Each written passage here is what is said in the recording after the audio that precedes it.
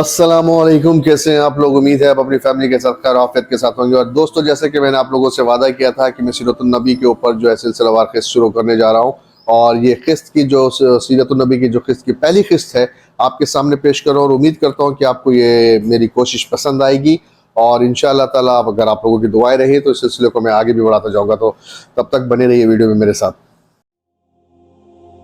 हुजूर सल्लल्लाहु अलैहि वसल्लम की ज़िंदगी को समझने से पहले हमें उनकी ज़िंदगी को बनाने वाले, यानी सारे कायनात को बनाने वाले उस रब को समझना पड़ेगा जिसने सारी कायनात को बनाया। कि जब तक हम अल्लाह की वहदानियत को नहीं समझते तब तक हम आप सल्लल्लाहु अलैहि वसल्लम की ज़िंदगी की तरफ नहीं जा सकते। तो सबसे पहले हम सब का खुदा, हमारे पैगंबरों का खुदा, सारी कायनात का खुदा, उस खुदा के बारे में हम बात करते हैं, उसकी वहदानियत के बारे में हम बात करते हैं। और जैसा कि हमने पहले भी बात की थी कि हम अपने सारे वीडियोस में वो जो सारे ऑब्जेक्शंस हैं, जो एतराज़ात हैं, जो हमारे दिल में जो कुछ उलझने होती है, उसके बारे में भी हम बात करते हुए आगे बढ़ेंगे। तो सबसे पहले जब हम अल्लाह की बात कर रहे हैं, अल्लाह की वहदानियत की बात कर रहे हैं, तो ऐसे कई मसले हैं जो सिर्फ गैर मुस्लिमों में ही नहीं बल्कि हम मुसलमानों में भी वो सवाल अक्सर पाया जाता है और जिसका जवाब हम तलाश करते हैं, और कमो बेश वो जवाब हमें नहीं मिल पाता। तो उस सवाल से हम सबसे पहला शुरू करेंगे जो एतराज़ है कि अगर दुनिया में सारी कायनात को अल्लाह ने बनाया, इस सारी कायनात, सारे आलम को अल्लाह ने बनाया, तो अल्लाह को किसने बनाया? ये एक ऐसा सवाल है कि सिर्फ ना गैर मुस्लिम भाई इसके बारे में सोचते हैं बल्कि हम मुसलमान भी सोचते हैं। तो सबसे पहली चीज़ हमें ये समझ लेना चाहिए कि ये शैतान का एक वसवसा है, लेकिन ये जवाब काफ़ी नहीं है हमारे सवाल का। तो क्या है जवाब? तो सबसे पहले हम ये देखते हैं कि अल्लाह इसके बारे में क्या कहता है। अल्लाह कहता है कुल वल्लाहु अहद अल्लाहुस समद लम यलिद वलम यूलद वलम यकुल लहू कुफुवन अहद। अल्लाह कहता है आप कह दीजिए कि वो यानी अल्लाह एक है, अल्लाह बेनियाज है, इसकी औलाद नहीं और ना वो किसी की औलाद है और ना कोई इसके बराबर का है। यानी अल्लाह साफ तौर पे कहता है कि ना इसने किसी को जना है ना ये जना गया है।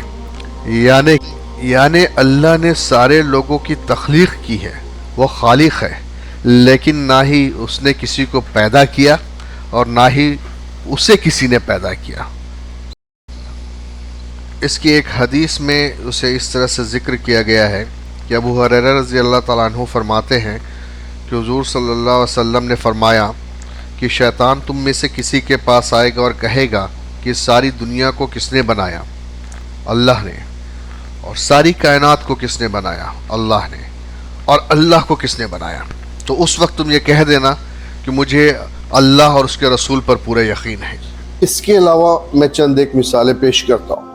मिसाल के तौर पर, अगर मैंने एक कंप्यूटर बनाया या एक कैलकुलेटर बनाया, तो वो कंप्यूटर या कैलकुलेटर उतना ही परफॉर्म कर सकता है जितना मैंने उसे अपडेट किया हो, यानी जितना मैंने उसके अंदर फंक्शंस डाले हो।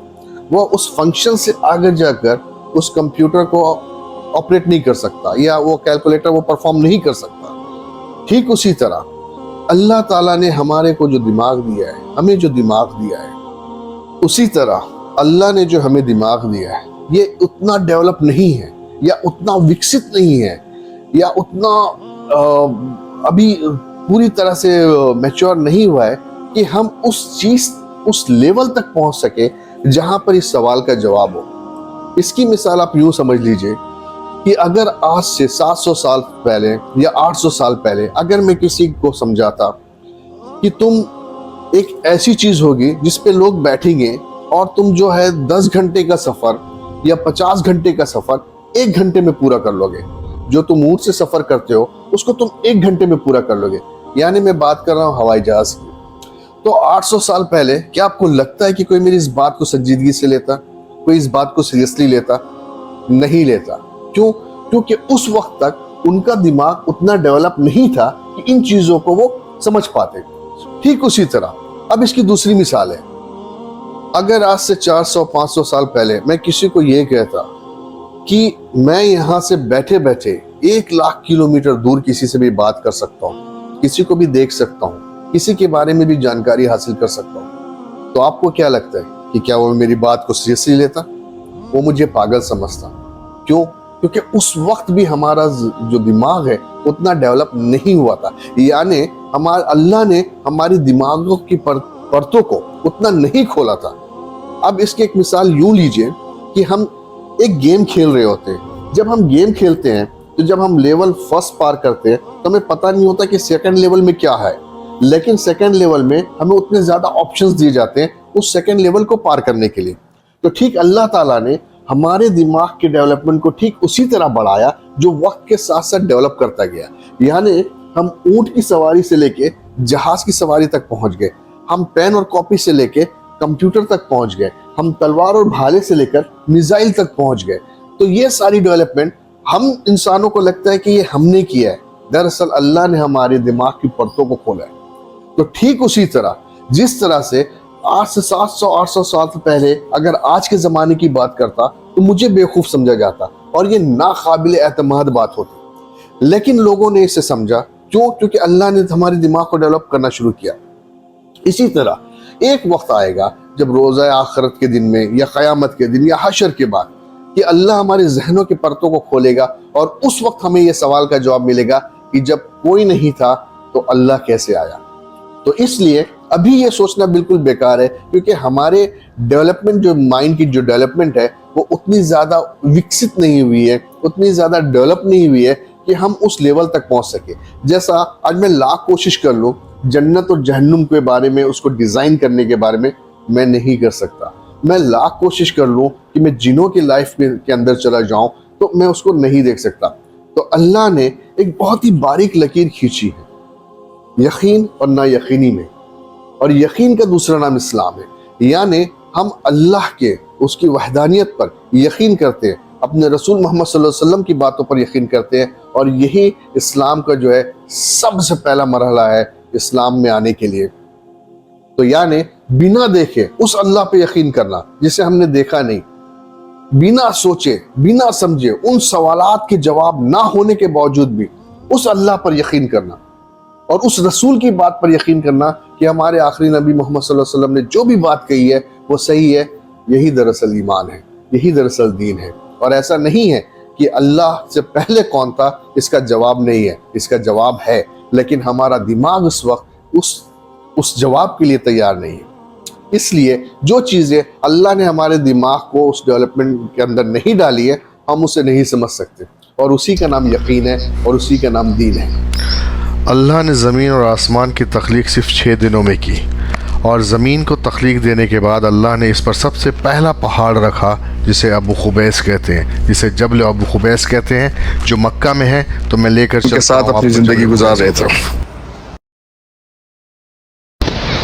اور اس وقت جو میرے پیچھے آپ دیکھ رہے ہیں یہ جو بادشاہ کا محل ہے یہی ابو قبیس پہاڑ ہے، یعنی دنیا کا جو سب سے پہلا پہاڑ ہے۔ اللہ نے دنیا کو قائم کرنے کے بعد جو اس زمین پر سب سے پہلا پہاڑ رکھا وہ یہی ہے، ابو قبیس پہاڑ۔ اس پہاڑ کی اپنی خصوصیت ہے، یہ ٹھیک جو آپ دیکھ رہے ہیں ٹاور کے بغل میں یہ جو ہے پورا بادشاہ کا پیلس ہے۔ یہ بادشاہ کا پیلس جو ہے یہ ابو قبیس پہاڑ کے اوپر ہے، نیچے پورا زمزم کا یہ ہے۔ اور اب اس کی تاریخ سمجھ لیں، ابو قبیس پہاڑ کے بارے میں کہا جاتا ہے، پہلی چیز تو یہ ہے کہ جب کعبے کی تعمیر ہوئی تو جو سب سے پہلا پتھر استعمال کیا گیا تھا وہ ابو قبیس پہاڑ کا پتھر استعمال کیا گیا تھا، یعنی اسی پہاڑ سے وہ پتھر لیا گیا تھا آدم علیہ السلام کے وقت میں۔ دوسرا کہتے ہیں کہ آدم علیہ السلام کی وفات جو ہے ان کے بعد جو ان کی تدفین کا کام تھا، جو ان کے جو مقبرہ ہے، ان کی جو خبر ہے وہ اسی پہاڑوں میں۔ تیسرا، جب نوح علیہ السلام کو اللہ نے ان کی قوم پہ عذاب بھیجا تھا تو جب انہوں نے عذاب بھیجا تھا تو ساری دنیا میں سیلاب آ گیا تھا، تو اس وقت اس زمانے میں جبرائیل علیہ السلام نے حجر اسود کو اٹھا کر انہی پہاڑوں کے اوپر سیف رکھا تھا، انہی پہاڑوں کے اوپر۔ تو جیسا کہ میں نے آپ سے وعدہ کیا تھا کہ اس ہر ایک ویڈیو کو 10 منٹ کے وقفے میں ختم کروں گا، تو اس لیے میں اس 10 منٹ کے وقفے میں اس ویڈیو کو ختم کر رہا ہوں۔ لیکن حضور صلی اللہ علیہ وسلم کی زندگی تک پہنچنے کے لیے یہ جاننا بہت ضروری ہے کہ اللہ نے جو ہے اس نظام کو کیوں قائم کیا، آدم علیہ السلام اور ابراہیم علیہ السلام کی نسل کس طرح سے جا کے محمد صلی اللہ علیہ وسلم کی زندگی سے جڑتی ہے۔ اگر ہم ان چیزوں کو سمجھ لیں گے تو آپ صلی اللہ علیہ وسلم کی زندگی کو سمجھنا بہت آسان ہو جائے گا، اور اس دنیا میں ان کو پیدا کرنے کا مطلب اشرف المخلوقات بنا کے اللہ نے محمد صلی اللہ علیہ وسلم کو جو ہمارا آخری نبی بنا کر جو چن کر بھیجا ہے، تو اس سے ایک مقصد کلیئر ہو جائے گا اور ہمارے دماغ میں۔ تو اس لیے ان ساری جانکاری کو دیکھنا بہت ضروری ہے۔ میں امید کرتا ہوں کہ آپ کو یہ پہلا ایپیسوڈ پسند آیا ہوگا۔ اگر واقعی آپ کو ایپیسوڈ پسند آیا تو پلیز لائک کر دیجیے گا، شیئر کر دیجیے گا، اگر سبسکرائب نہیں کیا تو سبسکرائب کر دیجیے گا، اور اگر آپ کی کوئی تجویز ہے جو آپ مجھے دینا چاہتے ہیں، اگر آپ کی کوئی رائے ہے تو پلیز کمنٹس باکس میں اپنی مجھے رائے ضرور دیجیے گا، کیونکہ آپ کی رائے بہت قیمتی ہے میرے لیے اپنے ویڈیو کو اور بہتر بنانے کے لیے۔ بہت بہت شکریہ، اپنا اور اپنی فیملی کا خیال رکھیے گا۔ اگلی جمعے میں ملتا ہوں نئے ایپیسوڈ کے ساتھ۔ السلام علیکم۔